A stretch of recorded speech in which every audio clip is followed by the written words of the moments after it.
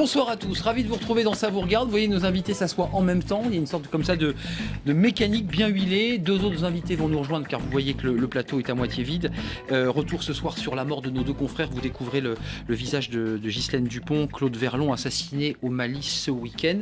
Que s'est-il passé? C'est un peu compliqué. On va essayer d'y voir un peu plus clair ce soir. Au-delà de la tristesse, du drame, un meurtre, faut-il le rappeler, quelques jours à peine la libération des 4 otages français d'Arlit. Leurs corps ont été rapatriés, vous le voyez sur ces images, aujourd'hui en présence du président de la République. Et une cérémonie aura lieu demain à Paris. Y a-t-il un lien entre la mort de nos confrères et la libération des otages d'Arlit? On va essayer d'y voir un peu plus clair. Un point commun relie tous ces hommes, eh bien c'est les Touaregs du MNLA, évidemment, le mouvement national de libération de l'Azawad. Ils ont joué, on va y revenir, un rôle important dans la libération des Français. Et puis nos deux confrères sont morts à Kidal. Le centre-ville, en tout cas, est toujours tenu par le MNLA. Des Touaregs, on va faire le point sur ces Touaregs qui se divisent en ce moment même. On va en parler. En tout cas, une chose est sûre, c'est que l'opération Serval est mal en point. La situation est instable. Des forces françaises vont venir rejoindre l'opération Serval, un peu plus de 100 hommes qui vont partir du Tchad. On va faire le point, évidemment, mais on va essayer quand même de savoir ce qui s'est réellement passé ce soir. Pourquoi nos deux confrères de RFI sont morts? Est-ce que c'est une vengeance financière? Peut-être. Est-ce qu'Al-Qaïda est derrière ce meurtre? On va faire le point ce soir. Beaucoup de questions lors des questions au gouvernement aujourd'hui. On y reviendra dans quelques instants. lcp.fr, le JDD.fr, vous connaissez évidemment l'adresse de notre partenaire. On répondra aux questions posées par les internautes. Et puis #CVR, vous pouvez tweeter, évidemment, vous le savez, en temps réel, puisque l'émission est en direct. Alors j'ai 3 invités, un 4e va nous rejoindre. Je pense que le débat va pouvoir commencer dans des conditions optimales. Razia Madi, bonsoir. Bonsoir. Ravi de vous accueillir sur ce plateau. Vous êtes député socialiste de Seine-Saint-Denis, président du groupe d'amitié France-Mali. Merci d'être sur ce plateau. On vous écoutera évidemment pour parler de nos deux confrères et puis s'intéresser évidemment à toutes les questions que nous nous posons ce soir. Face à vous, Hervé Morin, bonsoir. Bonsoir. Vous êtes député UDI de l'Eure, président du nouveau centre. Alors, on reviendra évidemment peut-être en une seconde sur ce mariage. Il a eu lieu, on a pu le suivre sur notre antenne, entre le MoDem et l'UDI. Mais ce soir, ce qui nous intéresse, c'est évidemment ce qui se passe au Mali, puis ancien ministre de la Défense. Merci d'avoir répondu à notre invitation. À vos côtés, Mathieu Guidère, bonsoir. Vous êtes professeur à l'université de Toulouse 2, titulaire de la chaire Islamologie et pensée arabe et auteur de ces 2 livres. Alors, le dernier, c'est Les cocus de la Révolution. Édition Autrement, on en voit la couverture, qui est sortie en janvier 2013. Et puis Al-Qaïda, à la conquête du Maghreb, le terrorisme aux portes de l'Europe, sujet important parce qu'on va revenir évidemment sur le rôle, la place d'Al-Qaïda dans cette grande région. On en parlera avec vous dans quelques instants et puis nous accueillerons dans quelques secondes le porte-parole du Conseil transitoire de l'État des Azawad, un des membres fondateurs du MNLA. Il est à Paris et il nous fait l'honneur de venir sur notre plateau. D'abord, regardons tout simplement ces images pour ceux qui nous rejoignent, des images émouvante, évidemment. François Hollande, très tôt ce matin, qui rejoint pour cette veillée funèbre le pavillon d'honneur de Roissy. Il attend les 2 corps de nos 2 confrères rapatriés. C'est toujours un moment émouvant. Et vous découvrez au lever du jour, quelques minutes plus tard, l'arrivée de nos 2 confrères journalistes avec le drapeau français porté par ces hommes pour rejoindre évidemment ce pavillon pour cette veillée funèbre. Et puis pour être totalement complet sur l'hommage rendu à nos 2 confrères des RFI, cette minute de silence, c'était aujourd'hui à l'Assemblée nationale. Regardez. Samedi dernier au Mali. Je vous invite à observer une minute de silence.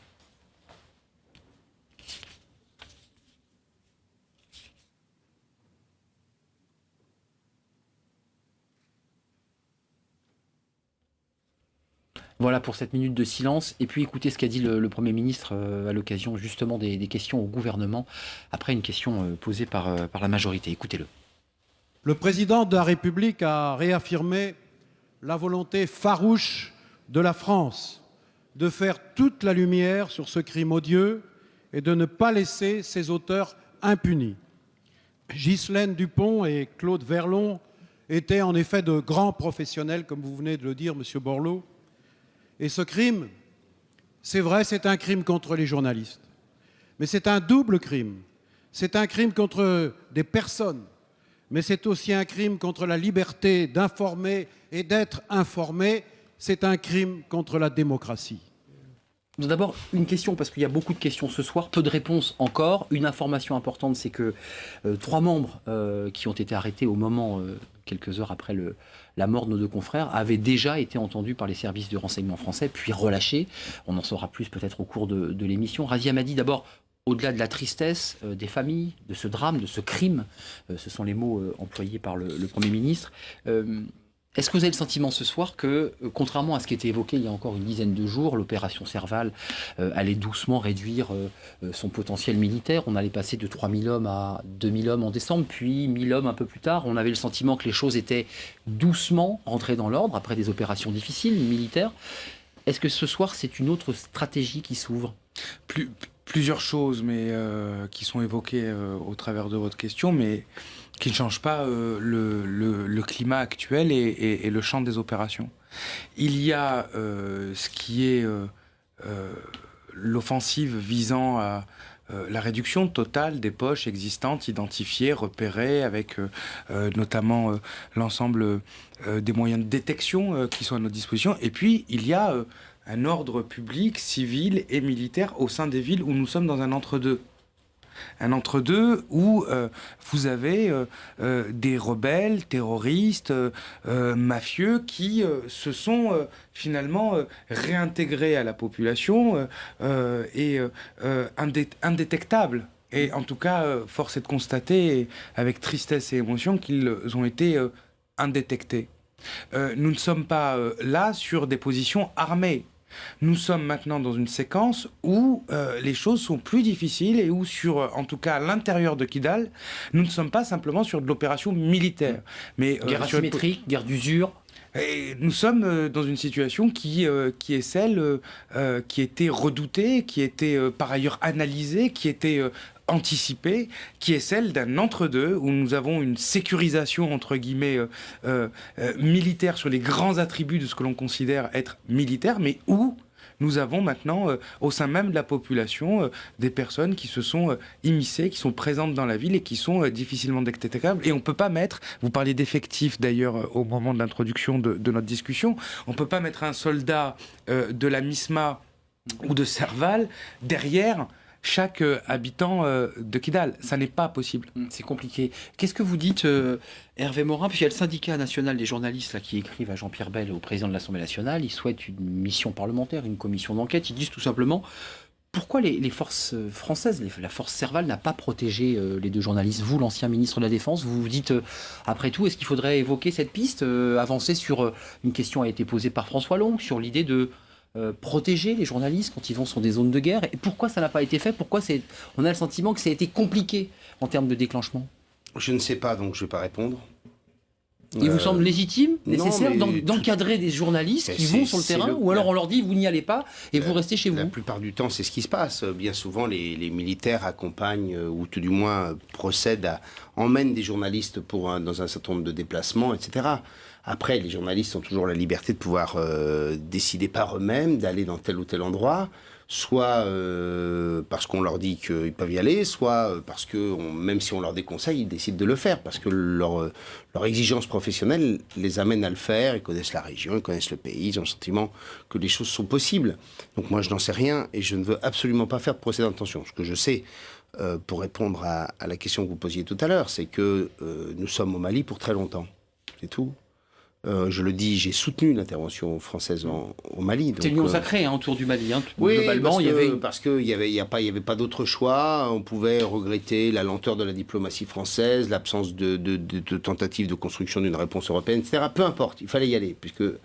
Mais on y est seul et on y sera pour longtemps parce qu'on est allé dans un pays qui est failli. Et donc, dans un pays failli qui était dans les mains, peu ou prou, de réseaux terroristes divers et variés, qui soient Touareg ou proches d'Al-Qaïda, peu importe. Nous y sommes pour longtemps, parce que reconstruire un pays, ça demande des années et des années. Je vous rappelle une seule chose, nous y sommes arrivés au Tchad de mémoire en 1984, nous y sommes encore. Et donc, nous serons là-bas pour longtemps. Et la seule chose, c'est qu'il faut dire aux Français, voilà, on ne va pas vous raconter l'histoire. Les forces françaises sont au Mali pour plusieurs années, le temps que le pays se reconstruise, si tant est il arrive à se reconstruire. On va y revenir, parce qu'il y a un vrai débat géographique. Deuxièmement, ce qui est certain, c'est que même avec une présence française renforcée, et mon collègue a raison, même avec une présence française renforcée, vous n'arriverez jamais à lutter contre le terrorisme. Ce qu'on a fait, c'est pas compliqué, c'est une fourmilière dans laquelle il y avait des terroristes, on en a exterminé un certain nombre. On en a chassé, comme quand vous mettez un coup de pied dans une fourmilière, qui sont partis dans la région. Ils sont disséminés et ils sont toujours en capacité d'intervenir et ils reviendront par la fenêtre après être sortis par la porte. Alors, Mathieu Guillard, je voudrais vous entendre parce que, je disais ce soir, il y a beaucoup de questions, pas beaucoup de réponses. Comment vous regardez, vous, le spécialiste d'Al-Qaïda, ACMI, Maghreb islamique, comment vous regardez la mort de ces deux confrères? Est-ce que vous avez le sentiment comme ça qu'il y a une concomitance assez forte entre la libération des otages, qui a été un vrai moment de joie, et puis quelques jours plus tard, on assassine ces deux journalistes? Certains experts dans les journaux, dans le Figaro, dans le Monde, anonymement expliquent qu'il faut y voir un prolongement, qu'il y a un lien. Est-ce que vous faites ce même lien, vous, ce soir? Oui, et clairement pour moi, ce sont des victimes collatérales de deux phénomènes. Le premier, c'est bien évidemment la libération des otages, pour différentes raisons. D'abord, à cause de la rançon qui aurait été payée, ça c'est le premier point, et qui a généré un certain nombre de reproches ou de partage inégal de frustration et de recherche de français également. Et deuxième aspect, c'est le fait que cette intervention militaire n'a pas été faite à Kidal en particulier. Ce n'est pas la même stratégie qui a été mise en place que partout ailleurs. D'ailleurs, on n'observe pas le même phénomène, ni sur Tombouctou, ni sur Ménaka, ni sur les autres villes du pays.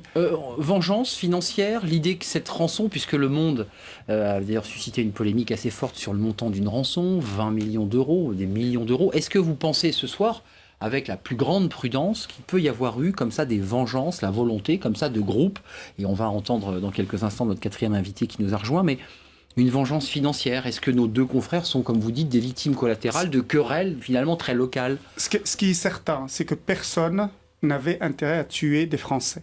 Personne, c'est-à-dire même Al-Qaïda au Maghreb islamique, si elle les avait enlevés, n'a aucun intérêt à les tuer, parce que sinon elle ne pourrait pas négocier leur libération, elle ne pourrait obtenir rien en échange. Un otage mort, ça ne vaut rien. Voilà, ça ne vaut rien. C'est vraiment la base. C'est triste à dire, mais c'est... La base de l'industrie des otages, c'est maintenir, et vous avez vu, pendant 3 ans quand même, ils ont maintenu des otages, ils les ont protégés, même sous les bombardements français.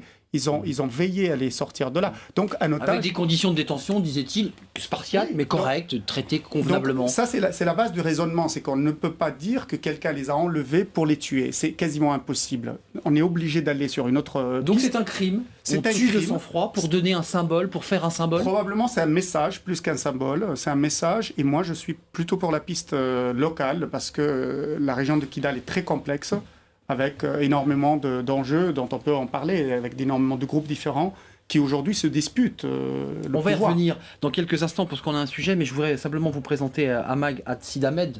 Merci d'être venu sur ce plateau.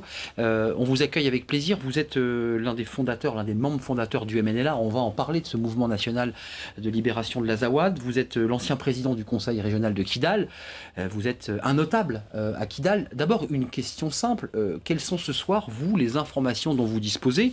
Je rappelle que les deux confrères interviewaient Amberi Agrissa, qui est lui aussi un notable important à Kidal.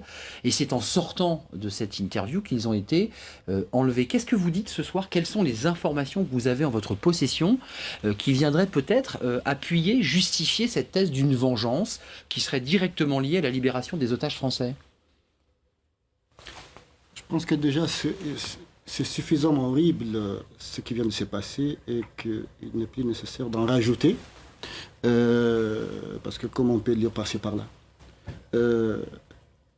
On sait quand même que ces deux journalistes qui sont arrivés à Kidal, ils étaient quand même sous la responsabilité des forces africaines qui étaient présentes dans cette région. Et que les deux mouvements Touareg quand même, qui sont installés dans cette région n'ont pas été informés du déplacement de ces deux journalistes, ni les objectifs de cette MNLA ne savait pas. mission. Que ce soit le MNLA ou le Haut Conseil pour l'unité de l'Azawad. Enfin, c'est un chef de MNLA qui les a reçus. Hein. C'est quand même une entité, M. Amberi Agrissa. Quand ils sont arrivés, ils étaient hébergés de même manière à la mairie, la mairie de Kidal. Sous la responsabilité de la mairie de Kidal, pour l'instant, c'est le locaux du gouverneur. C'est là qu'il assure son administration. Donc ça veut dire que le MNLA était un peu au courant, si je peux me permettre. Donc effectivement, ils ont appelé les responsables du MNLA en question pour faire une interview. Donc maintenant, qui est à l'origine de cet acte ignoble? Vous avez fait des communiqués, le MNLA, il faut le préciser, dénonçant ces crimes. Le MNLA a fait des communiqués, mais il faut revenir quand même à la réalité. Quand même. Comment est-ce qu'on peut laisser quand même deux journalistes comme ça se balader dans la ville de Kidal? Même à Bamako, on ne le fait pas. C'est dangereux? C'est très dangereux, mais depuis 2004 jusqu'en 2012, on ne laisse pas quand même des expatriés circuler comme ça, c'est qu'on sent qu'on ait une escorte derrière. C'est la première fois qu'on voit ça d'ailleurs, c'est la première fois qu'on voit ça, et c'est étonnant. Vous nous dites, si je comprends bien, que quelque part, ils prenaient des risques en allant à Kidal seul, à peine s'il y avait accompagné. une escorte, au moins là, on allait prévenir. Au moins, s'il y avait des personnes quand même armées, ils allaient prévenir quand même de ce qui vient de se passer, ce qui n'était pas le cas. Donc on les a laissés balader comme ça avec un chauffeur. Vous pensez que c'est un crime crapuleux? Je vous pose la question. Non, moi je vois ça autrement. Déjà, on voit bien qu'au Mali, quand même, le Mali est infecté par des groupes terroristes, pas seulement ceux qui sont armés, mais aussi de l'intérieur. Que ce soit de Bamako jusqu'au nord du Mali, jusqu'à l'extrême, jusqu'à l'extrémité. Donc, il y a quand même des gens quand même, qui ne font pas partie ni du Haut Conseil pour l'unité de la ZOAD, ni des MNLA, souvent qui habitent, qui sont là. C'est les Vous parlez de qui? Des Moujaou, d'Ansar-Eddine, pour être concret, parce que vous pouvez avoir tout le monde, parce qu'après l'intervention des forces françaises, il y a eu quand même des populations, il y avait quand même des ressortissants de ces régions qui faisaient partie de ces groupes terroristes. Ensuite, ils se sont dissous dans les populations locales. Ce qui fait que c'est quand même des cellules qui n'appartiennent qu'à ces groupes qu'on a presque démantelés. Et qu'il y a toujours des éléments quand même qui sont opérationnels et qui peuvent agir à tout moment quand il y a une opportunité. Donc ce qui fait qu'on a quand même aujourd'hui une idée précise de ceux qui sont derrière quand même cet assassinat. Dites-nous, parce que c'est la question ce soir. D'après les indications, quand même, on n'est pas jusqu'au bout. Si, on ira jusqu'au bout. D'après les indications qui existent, ceux qui sont derrière, quand même, ils appartiennent à l'ACMI. C'est ACMI. Mathieu Guider et Razi Hamadi, parce que j'ai le sujet de Katia Guilder. Juste un petit mot, restez avec nous bien sûr, mais... D'abord, tout le monde dit qu'ils parlaient tamashek, donc ils sont plutôt Touareg. Ils sont Touareg. Bon, il se trouve que dans ACMI, il existe également Touareg. Deuxième élément, ils l'attendaient quand même devant la maison, donc ils étaient très bien renseignés. Informés. Ils étaient très bien renseignés, donc on est plutôt sur la piste Touareg, c'est certain. Avec le degré, la précision d'information et puis le langage utilisé, on est sur une piste Touareg. Alors, maintenant, est-ce que dans ACMI, il y a des Touaregs ou non? Oui.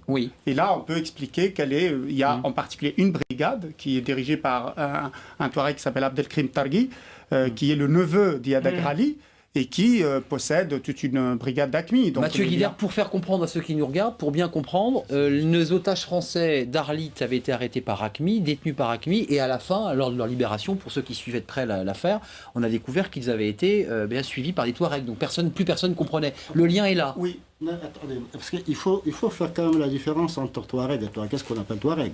Déjà, la communauté Touareg, c'est une tradition, c'est une culture. Vous ne voulez pas qu'on vous mélange? Non, il ne faut pas mélanger les choses. J'entends bien. Pour ceux qui ne connaissent pas la région, ceux qui nous regardent, il y a Touareg, ceux qui ont une discipline, il y a des interdits. Et vous avez ceux qui ont choisi de devenir des djihadistes, c'est une autre culture. Donc ces éléments ne font plus partie de la communauté Touareg. Donc essayons de séparer un peu les choses. Mais ils vivent toujours en banlieue de Kidal, parce que visiblement ils sont disséminés pas très loin. C'est une autre lutte, ça. Quand on lutte contre ces groupes terroristes, on sait que ce n'est pas une lutte qui va prendre une semaine ou 3 mois. C'est une longue lutte, d'haleine. Hein. Donc ça ne se fait pas en claquant du doigt. Un petit mot, Razi Hamadi, j'ai un sujet de Katia Guilder, je ne voudrais pas qu'on le manque, parce que c'est une analyse assez intéressante. C'est important pour vos téléspectateurs quand même de rappeler cela, parce que votre invité a été lui-même le rédacteur en mai 2012 d'une offre en direction du gouvernement français de coopération dans le domaine de la défense. Pour aider la France, celui qui est ici. Oui, celui qui est ici. Le président, l'ex-président du conseil donc régional de Kidal. C'est important de dire ça parce que pour vos téléspectateurs, on peut aussi se dire Touareg, MNLA, tout ça finalement c'est un petit peu pareil. Et puis ils avaient rendez-vous à l'endroit. Bon, on peut d'ores et déjà, sans lancer trop d'hypothèses, parce que je trouve que c'est ce qu'il y a de pire à faire sur des situations telles que nous sommes en train de vivre. C'est qu'on peut en tout cas avoir cette hypothèse première que ceux qui sont le plus embêtés en ce moment, ce sont bien les responsables du MNLA, et notamment la branche laïque du MNLA, celle qui n'a pas attendu, celle qui n'a pas celle qui n'a pas attendu d'ailleurs le conflit et l'occupation entre guillemets du Nord-Mali, parce que c'est bien d'occupation qu'il faut parler, pour rentrer en conflit avec la branche fondamentaliste, extrémiste, etc. C'est important de dire ça pour vos téléspectateurs. Mais vous allez nous l'expliquer, parce que c'est un peu plus compliqué, parce que oui, il y a aussi des ramifications familiales, etc. Alors on va faire un petit point, parce que ça va me permettre de nous poser, et vous allez rester avec nous, parce qu'on est vraiment d'accord avec ça. Ag Sidamed, je peux vous appeler Sigamed, regardez ce sujet, ça va vous intéresser. C'est un sujet de Katia Gilder qui revient justement à la fois sur les événements de ce week-end et puis sur les Touaregs, justement, avec un S. Regardez ce sujet de Katia Gilder. Kidal, cité Touareg du désert, dans le Grand Nord malien. C'est ici, en plein jour, que Ghislaine Dupont et Claude Verlon ont été exécutés. Les deux reporters de RFI venaient d'interviewer un chef du MNLA, le Mouvement national de libération de l'Azawad.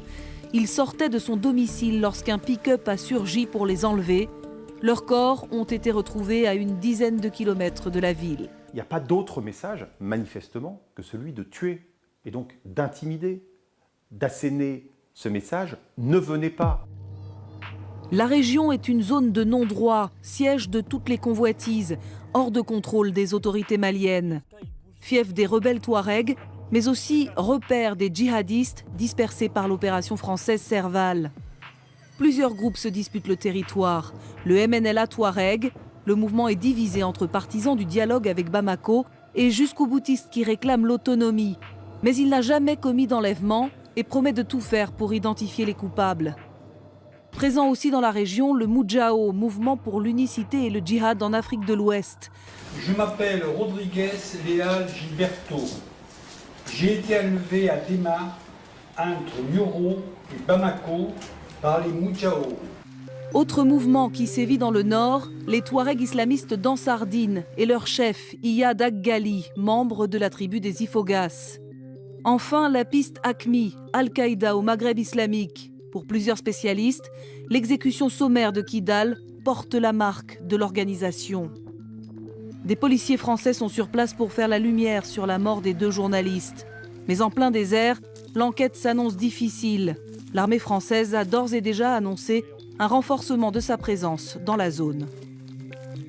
Voilà, c'était la question posée au JD. La France doit-elle intensifier sa présence militaire au Mali ? 88% des internautes, ils sont un peu moins de 300, ont dit non.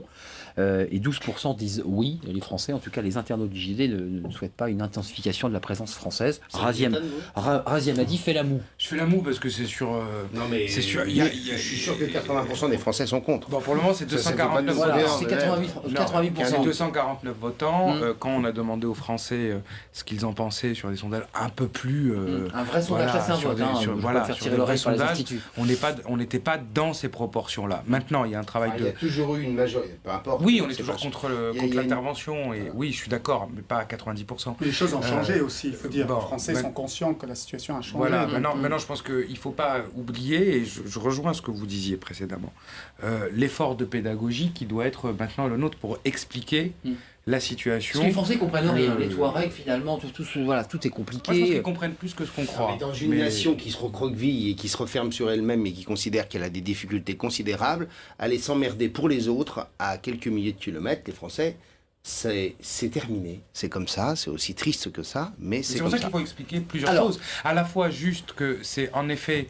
Parce que le Mali est un État ami, parce que les Maliens sont nos amis, mais aussi parce que c'est notre sécurité. Mais aussi parce que c'est aussi notre sécurité. C'est-à-dire que le fondamentalisme, le terrorisme au Mali, c'est la porte ouverte sur le Maghreb, c'est la porte ouverte sur l'Europe. Messieurs, juste permettez-moi de faire parler. Voilà, vous êtes d'accord sur ce point. Regardez le Sentinelle. Question courte, s'il vous plaît, parce que vous avez un représentant du MNLA. C'est intéressant de l'avoir ici avec nous pour débattre très concrètement de ce qui se passe, parce que c'est son pays et son territoire. Pierre-Marie, posez votre question. Et puis, je crois qu'il y a Jean-Paul, qui est une nouvelle Sentinelle. Posez vos questions et on va tenter d'y répondre. D'abord, juste une chose, toutes mes condoléances à la presse française, parce qu'elle a perdu, je pense, 2 très grands spécialistes et 2 très grands reporters.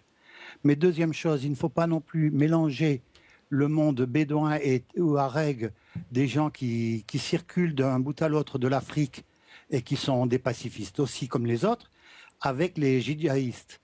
Il faudrait d'abord chercher où sont les bases djihadistes aujourd'hui en Afrique. Et surtout, regardez le seul et unique pays qui n'a pas de problème avec le monde islamique intégriste. C'est lequel ? C'est celui qui s'est retrouvé il y a quelques années en guerre avec l'Algérie, qui voulait poursuivre les djihadistes, et qui est le Maroc et le Sahara occidental. Ouais, il y a Mathieu Guider qui C'est- dit quand même c'est que le là-bas, Maroc non a aussi, en ce moment, dans sa société civile, de gros problèmes de djihadistes. Mais moins que les autres. Pierre-Marie. Et c'est quand même eux qui les ont Ouais, une protégés. progression Voilà. d'islamisme Ouais, aussi. qui monte, juste pour rester dans notre grande région, parce qu'on va vous entendre, est-ce que Al-Qaïda, AQMI, parce que c'est la question qui sera posée par les reporters qui vont essayer de comprendre, les spécialistes, est-ce que AQMI, c'était le titre de votre livre, gagne du terrain malgré l'opération Serval, malgré la volonté des Français de tenter d'éradiquer, d'endiguer le terrorisme? Est-ce que ce soir, vous dites, ils ont gagné du terrain? Non, clairement. Non, elle recule. L'opération française Serval a réduit au moins les 2/3 d'AQMI. Je parle bien des brigades d'AQMI, directement rattachées à AQMI. Et d'ailleurs, ça a bénéficié aux autres groupes. Aujourd'hui, le groupe le plus important dans cette région terroriste n'est pas AQMI. C'est un autre groupe qui s'appelle Al-Morabitoun, les Sentinelles, c'est la traduction littérale, qui est une fusion du Moudjaou, Mouvement pour l'unité du djihad de l'Afrique de l'Ouest, et de Al-Mulathamoun, qui est les enturbanés de Mokhtar Belmokhtar. C'est ça le groupe le plus important aujourd'hui dans cette région. AQMI a perdu en gros... Donc la France a tapé a fort. tapé très fort et elle a réussi. On a réussi. Ça, c'est une mission réussie pour la C'est une France. mission réussie pour AQMI. Mais le problème, c'est qu'au moment où on a tapé sur AQMI, en gros, dans la Dra des Fogas, on a jusqu'au bout.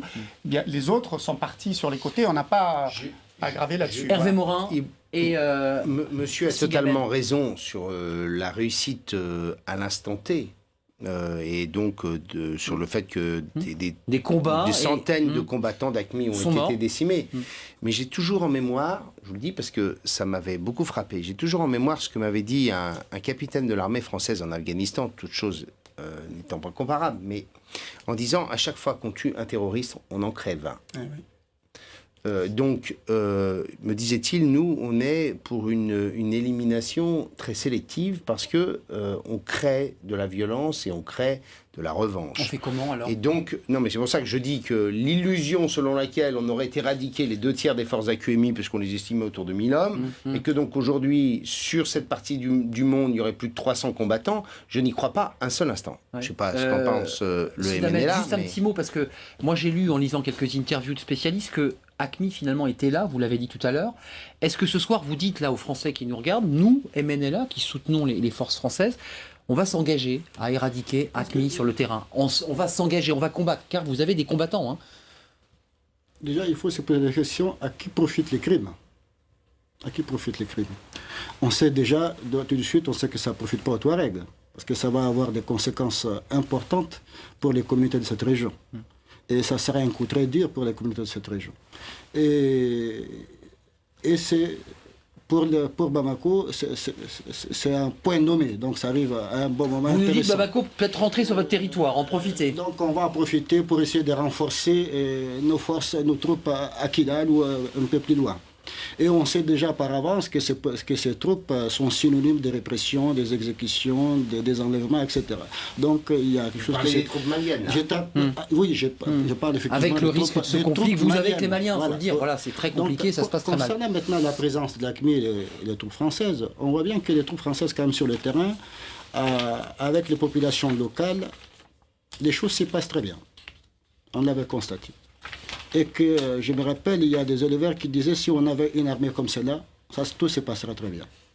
Et qu'il ne faut pas oublier derrière, quand même, dans cette région de la Dra des Iforas, et avant l'indépendance du Mali, il y avait des religieux touaregs, des notables, des chefs de tribu qui avaient une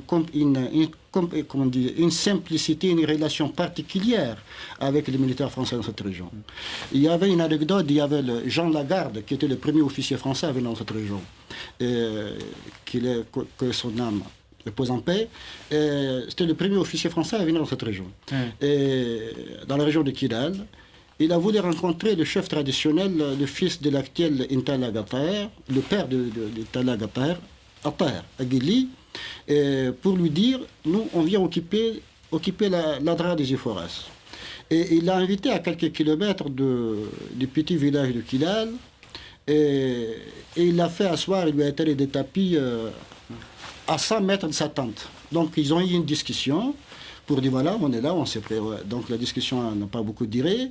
Et Taher lui disait est-ce que vous me permettez une chose Jean Lagarde dit quoi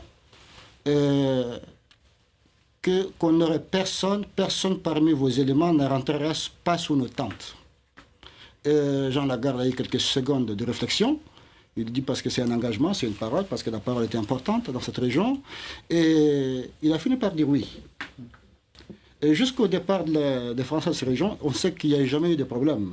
Il respectait cet espace. Il respectait cet espace, Mais et puis il y a eu quand même cette parole engagée. Excusez-moi, je repose ma question. C'est pour dire que Et Razia sur ce qui concerne quand même les groupes terroristes, vous avez les Touaregs. Pour eux, l'armée française, quelque part, elle a protégé les populations Touaregs de cette région. Elle les a protégées. Qu'est-ce qui s'est passé? Parce que dans cette région, Et Razia Madi, on parce voit que, bien, bien sûr, il faut on voit que tout le monde bien parle. que les Touaregs étaient terrorisés. Donc, ils étaient quand même terrorisés par les soldats. terroristes. D'accord, les terroristes, parce qu'on Et parlait des ensuite, soldats il y maliens avait tout à l'heure. une humiliation quand même sur place. Ils étaient en contradiction avec la religion qui était en relation, qui était en rapport avec la tradition touareg. Et en plus, vous avez quand même cette région, rien ne pourrait se passer. Aucune action de développement parce que les terroristes sont Je présents. repose ma question à Mathieu Guidi Razia Madi. Est-ce que, moi j'ai lu que le centre-ville, et vous m'arrêtez si je me trompe, parce que je ne suis jamais allé à Kidal, était tenu aujourd'hui par le MNLA, mais que c'était beaucoup plus compliqué dans les banlieues, qu'il y avait des mouvements radicaux, et que c'était aujourd'hui très compliqué de tenir On va expliquer. On va expliquer cette Je pense non, mais je voulais entendre Mathieu Guidi parce qu'il dit oui. On va expliquer ce qui se passe réellement dans la Vous région. tenez encore votre région où vous êtes infiltré par les mouvements radicaux. Mais ils sont infiltrés, ça c'est sûr. D'accord. Bon, bah écoutez, voilà, c'est dit.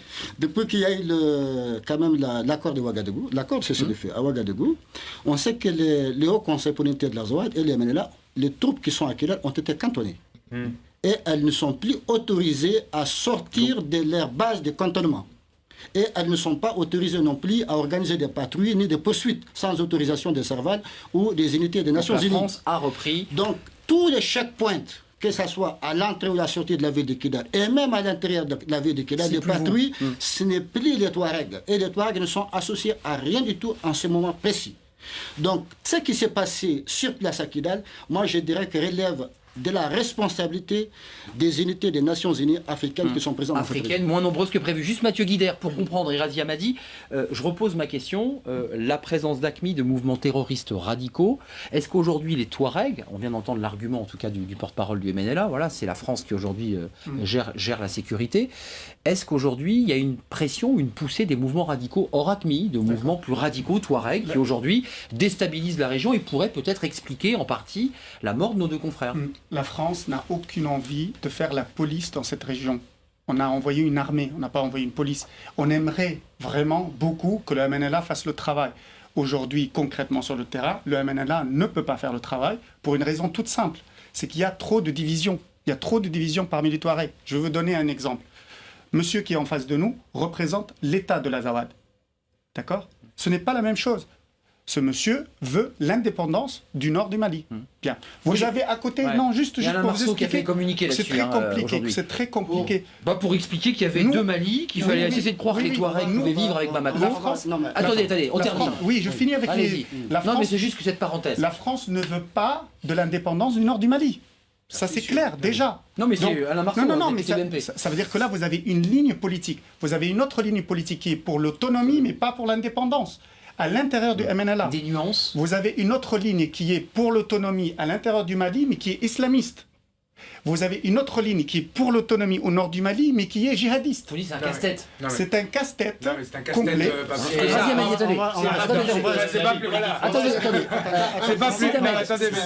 C'est pas plus casse-tête. Razia Madi.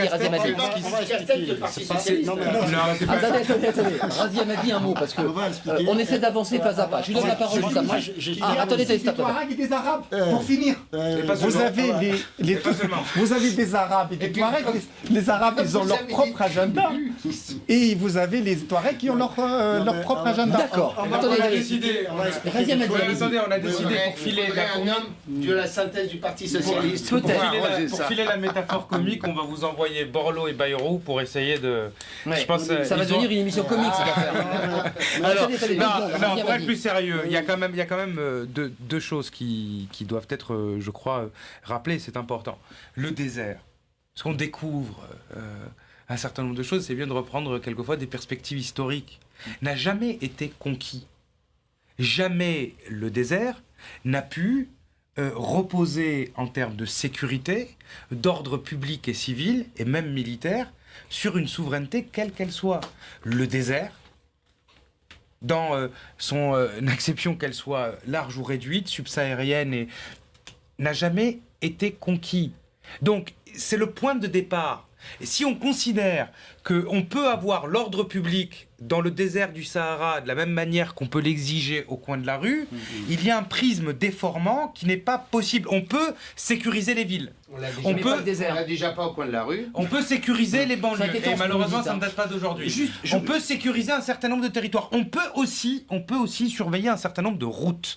Parce qu'il faut savoir que la bataille qui est menée, elle n'est pas simplement militaire. C'est une bataille pour le développement, ça on pourrait pour la démocratie. Mais y compris, il faut savoir que si pendant des années a pu se développer des bases arrières aussi fortes, c'est parce qu'il y avait un trafic de drogue qui utilisait un certain nombre de routes, des aéroports en plein désert, et que cela a été aussi stoppé net par l'opération Hervé Morin, posez votre question. Est-ce que je peux poser une question Allez-y, c'est l'intérêt. À monsieur? Comment avance le dialogue politique avec Bamako? C'est une question fondamentale. Merci. Le dialogue est rompu. Je voudrais que monsieur... Non, mais c'est très important, parce qu'on ne réglera rien si on n'est pas capable de construire un... Je peux vous lire juste Alain Marceau, député UMP, ça vous intéresse? Ça va juste prolonger ce que dit Hervé Morin. Non, mais je le relis. Il explique que dans un communiqué, il faut cesser de croire que les Touaregs ont envie de vivre avec un destin commun avec le Sud, avec Bamako. Il existe deux Mali, dit-il, il faut en prendre conscience, il faut une partition. C'est un député UMP français, Alain Marceau, député des Français de l'étranger. Vous allez pouvoir l'inviter. Le jour de l'indépendance du... Vous dites que Bamako a tout intérêt à créer la zizanie chez nous. On peut avoir un état de discussion politique. La question elle est importante. Très importante. Très important parce que si on est là, c'est parce que ce problème n'a pas été résolu. Donc, juste concernant l'État et MNLA. Le MNLA, le CTA, le Conseil d'État de l'Azawad, c'est un organe du MNLA. Ouais, pas compliqué parce que ceux qui nous regardent déjà, ils comprennent pas. Il faut bien comprendre cela, c'est-à-dire que c'est le MNLA qui s'est réuni, son bureau, qui a créé le Conseil transitaire de l'État de l'Azawad, qui signifie c'est un organe exécutif du MNLA. D'accord. Mais revenons à la question d'Hervé Morin. Dans l'ensemble des mouvements touaregs qui sont présents, c'est-à-dire le Haut Conseil politique de l'Azawad, et comme le MNLA ou le CTA... Vous ne le prenez pas mal, mais là on ne comprend plus. Tous les deux réclament une autonomie interne, une autonomie ou un système fédéral qui correspond à l'environnement de la région. L'ancien ministre va poser une question, c'est important. Donc là, où est-ce qu'on en est avec les dialogues? L'accord de Ouagadougou. Effectivement. Donc vous n'êtes pas pour la partition? Déjà, ça c'est le souhait, c'est les revendications, comme on dit, ça c'est l'objectif. C'est l'objectif. C'est l'objectif final. La finalité, la partition du pays en deux. La finalité. Mais vous avez quand même, les Touaregs ont déjà présenté, ont commencé déjà à préparer un document des revendications politiques qui traite d'un système fédéral ou d'une autonomie qui correspond à l'environnement de cette région. Le dialogue avec Bamako, on voit bien que Bamako... Allons au sujet, s'il vous plaît. Voilà, allons à l'essentiel. Répondez, parce qu'il y a un internaute qui veut parler. À Bamako, on sait quand même qu'il y a une volonté de la part des Touaregs, en tout cas, d'engager des mouvements, d'engager un dialogue avec Bamako. Mais on constate du côté de Bamako n'est pas prêt. N'a pas envie. Ils n'ont pas envie parce qu'ils ont envie de traîner des pieds. Ils ont envie de... D'abord, peut-être que le gouvernement IBK est très fragile en ce moment, puisqu'il a trouvé un État qui n'existe pas. Et ensuite, son armée est en rébellion. Ça, il faut en tenir compte. Et ensuite, vous avez des Touaregs qui ont besoin aussi peut-être de se réorganiser un peu pour mettre de l'ordre aussi à l'intérieur. Regardez, donc, écoutez. Ce qui signifie que, je pense que la communauté... Donc, ce qui fait que la communauté internationale doit s'investir très rapidement pour qu'il y ait une solution durable et que cette guerre ne continue pas et qu'elle ne se répète pas. Parce que si on ne fait pas attention, elle va continuer, elle va durer dans des temps. J'avais une question, mais Jean-Paul qui s'énerve dans l'oreillette, et il a raison puisqu'il est venu avec nous dans l'émission. Posez votre question, Jean-Paul. Je ne m'énerve pas. Et M. Hamadi a posé la bonne question. À qui, pas M. Hamadi, M. Sid Ahmed, pardon. À qui profite le crime? Et je ferai une deuxième remarque. Si on regarde la carte du Mali, c'est une construction post-coloniale qui ne peut pas tenir. C'est aussi vouloir réunir le nord et le sud du Mali, c'est aussi aberrant que de vouloir réunir la France et l'Espagne. Vous voyez, c'est à peu près la même forme géographique. C'est vraiment... C'est une vision post-coloniale totalement aberrante. Voilà Mathieu ma Guidère, position. Il faut à vraiment qui profite le crime? Parce que c'est une question D'abord, qui il est faut claire. arrêter avec l'histoire de partition. On ne peut pas, il y a un principe de l'intangibilité des frontières, on ne peut pas y toucher aujourd'hui. C'est pas pour faire plaisir au MNLA. On ne peut pas y toucher, Non, c'est non, comme non, ça. mais Enfin, Il y a quand même des pays qui se sont construits depuis Mathieu, la Mathieu, période de Les décolonisation. frontières, Attendez. les frontières, Allez-y. les frontières, ça signifie qu'on sécurise les frontières. Oui, Ça tout à signifie fait, qu'on oui. occupe de cet Oui, espace. oui. Ça signifie qu'on prend en charge les populations. Ces populations de ces régions ne savent même pas que le Mali existe. Juste certaines personnes ont un papier juste pour se déplacer, mais l'État n'existe pas sur le plan sécuritaire comme sur le plan développement. Une nation, ça demande... C'est des critères, c'est des critères. Il faut remplir certaines conditions. Attendez, moi je, non, Un attendez, mot moi, je suis chacun, assez choqué on par la s'écoute, déclaration Radia de Mali. monsieur. Je suis assez Alain choqué. Marceau, il Non, dit mais des choses très parce que- clairement. Parce que là, j'ai entendu parler de néocolonialisme. Oui, je ne sais c'est pas. Jean-Paul qui Bon, dit c'est la carte du Le néocolonialisme. néocolonialisme, c'est de considérer que nous, on aurait le droit, y compris un parlementaire français, de s'exprimer de Paris pour dire il faut la partition du Mali. C'est son point de vue. Alors que nous, en tant que Français, comment on recevrait le fait qu'un parlementaire étranger dise pour telle ou telle région de la France, On faudrait une comprend la partition. Belgique. Donc, écoutez, il est là le néocolonialisme. Donc, à partir de là, il y a un pays. Moi, je crois que nous avons des problèmes qui peuvent être réglés au travers de l'autonomie, d'ailleurs l'autonomie régionale, avec des possibilités... Comme la Corse, comme Jospin l'avait rêvé pour la Corse, par exemple. Non, ne comparons pas Non, mais l'incomparable. Non, mais c'est intéressant. Je crois qu'un député, d'ailleurs, corse, vous avez reçu au Parlement européen, si je ne m'abuse. Je vais dire qu'une nationalité, ça se mérite. Une nationalité, ça veut dire ça remplit des conditions. Ça veut dire qu'on sait que l'État est là. On sait que l'État est présent. On sait que l'État s'occupe des citoyens. On sait qu'il y a des actions de développement. On sait que vous êtes citoyen de ce pays. Ce qui n'est pas le cas au Mali. Les Touaregs sont marginalisés, sont rejetés. C'est-à-dire que c'est l'État malien du Sud qui ne veut pas des restes du pays. Exactement. C'est ça, le problème, il est À là. qui profite le crime? Est-ce que Bamako, on a vu les mouvements radicaux, islamistes, on a parlé d'AQMI, à qui profite le crime? Moi, j'ai lu en préparant l'émission que Bamako pouvait imaginer, alors l'armée est en dissidence, mais entrer sur le territoire touareg et profiter de la zizanie. Possible ou pas? L'armée aujourd'hui malienne, au nord du Mali, vraiment, elle ne peut pas grand-chose. Pas possible. Il faut dire les choses Non, clairement. mais c'est important. Et même C'est- le contingent qui est à l'intérieur du Kidal, il est cantonné dans un coin, il n'a même pas le droit de sortir. Il ne peut pas faire les checkpoints. Bon, ça c'est clair. Donc c'est la division dans le Aujourd'hui, nord. c'est clair que Bamako peut récupérer les effets de cette affaire. Mais de là à dire que Bamako aurait fait quoi que ce soit, c'est vraiment ridicule aujourd'hui. D'accord, donc ça c'est une piste, parce que je tout pense à à fait. nos deux confrères, là, on était partis de nos deux confrères. Il n'y a plus d'État. Voilà. D'accord, Il y a- donc Bamako, c'est peut-être peuvent en tirer profit, Oui, mais elle ils ne peut tirent pas en les tirer ficelles. profit. Ce qu'il faut, là, ce qu'il faut dire que Bamako, c'est vrai qu'il n'y a pas d'État. Hein, Non, ça, on l'a bien l'État entendu. réel, hein, l'État Ouais, réel, c'est une fiction. Mais quand même, pour eux, ils existent. Ils existent. Il y a un retour, Ils en existent. tout cas. Donc pour Bamako, on peut toujours demander un renforcement du dispositif de l'armée malienne qui est présent à Kidal. Le cas se produit, ils continuent Donc, de il y a une demander. hypothèse possible. Et on sait qu'ils vont le faire, ils vont faire. sûr, il y aura c'est cette prévu. tentative-là. C'est prévu, on est d'accord. Voilà. Mais derrière, quand même, Pour ils vous, se c'est déjà sentent- entré. ils se sentent en sécurité par les forces étrangères qui sont là. Je peux Moi, comprendre. j'y suis allé. Radia Mali, c'est ce que j'ai lu aussi, tout doucement. J'y suis allé 3-4 fois cette année. La situation évolue de mois en mois. C'est-à-dire, oui, il y a une élection présidentielle, il y a des élections législatives qui vont se tenir, il y a la question du Nord, il y a quand même une discussion qui a eu lieu et qui a lieu, et je crois que certaines voix du MNLA se sont exprimées dans la campagne des présidentielles maliennes.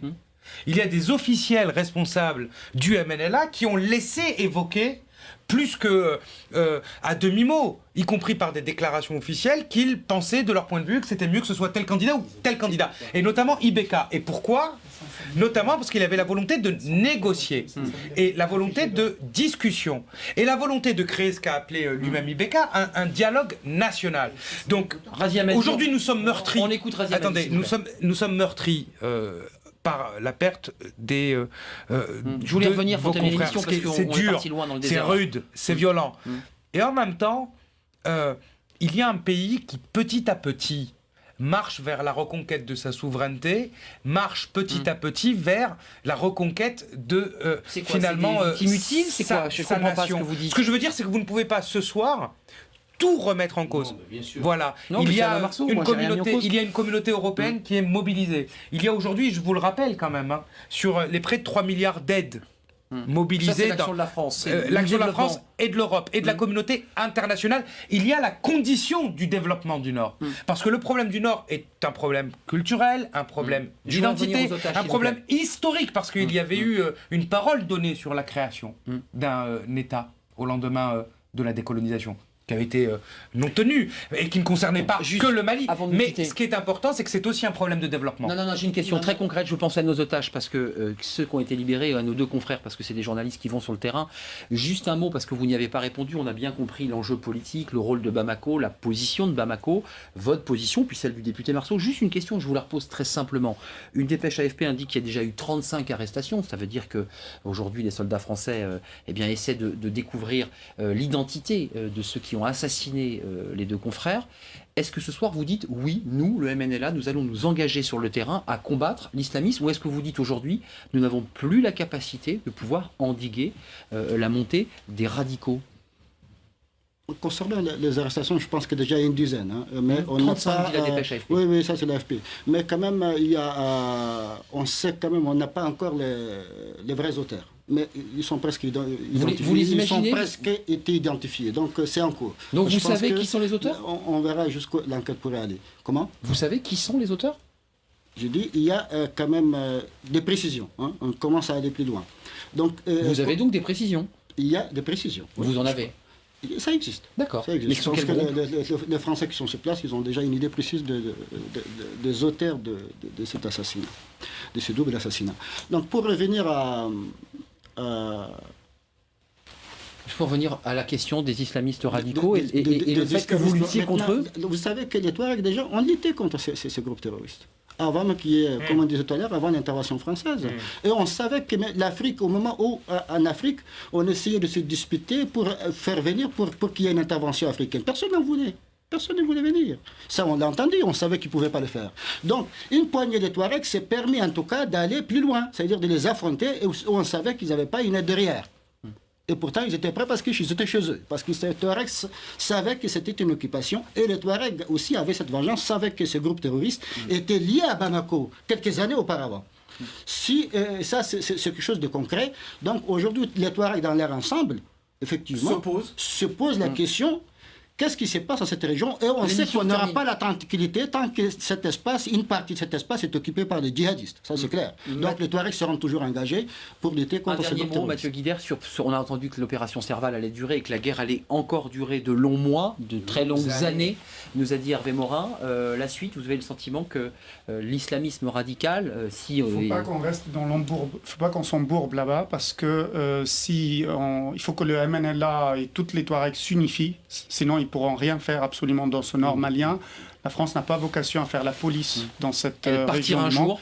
Et on n'a pas vocation à se faire avoir une insurrection sur le dos, parce que sinon c'est un nouvel Afghanistan. Il faut vraiment... Razia Madi, un tout dernier mot pour conclure, c'est le risque d'afghanisation, on l'entend déjà, de bourbier malien. Est-ce que vous le craignez en 10 secondes? Non. Non. Vous pensez qu'on va partir et... Non, je ne le crois pas, pour 3 raisons principales. Un, le foyer, la culture de l'islam qui est tant celle des Maliens de Bamako que celle des Touaregs de Kidal.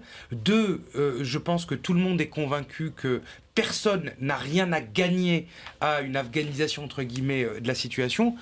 3, c'est un pays qui doit se sauver lui-même et on n'est pas dans une situation qui a été celle de l'Afghanistan pendant près de 30 ans. Merci, je crois que le Mali vous entende, que les Maliens vous entendent. Je voulais d'abord remercier Ama Aksid Ahmed d'être venu sur ce plateau parce que c'est intéressant d'avoir un échange très direct et très concret avec vous. Vous êtes sur le terrain, vous êtes à Kidal, vous êtes une personnalité importante. Je voulais remercier Hervé Morin, ancien ministre de la Défense, qui a pu poser des questions en direct sur ce plateau. Merci beaucoup. Merci à Mathieu Guidère. On va revoir la couverture de votre livre Les cocus de la Révolution. Ça, c'est le dernier. Édition autrement sur les révolutions arabes. Un voyage que je fais dans tous les pays arabes, je raconte comment les gens perçoivent 2 ans après. Très intéressant et à découvrir. Édition autrement. Et puis merci à Razia Madi. Vous pouvez lui poser la question s'il veut bien être ministre dans le prochain gouvernement de coalition nationale. Eh bien, vous le saurez dans la prochaine émission quand vous viendrez nous regarder sur LCP. Merci Merci, Vous merci, pourriez peut-être merci. aussi être dans le gouvernement Ouais. de Hollande. Merci ça les à aiderait un Razi peu. Hamadi, merci à Jean-Paul et à Pierre-Marie, vous reviendrez. Le débat était dense, passionnant. Merci à vous quatre. Merci. Demain, on s'intéresse à la prostitution, qui est un autre sujet, puisqu'il est question de criminaliser, de pénaliser les clients. On en parlera sur ce plateau. Modèle suédois, ça marche ou pas? On fera le point. Je serai là en direct. À demain. Bonne soirée.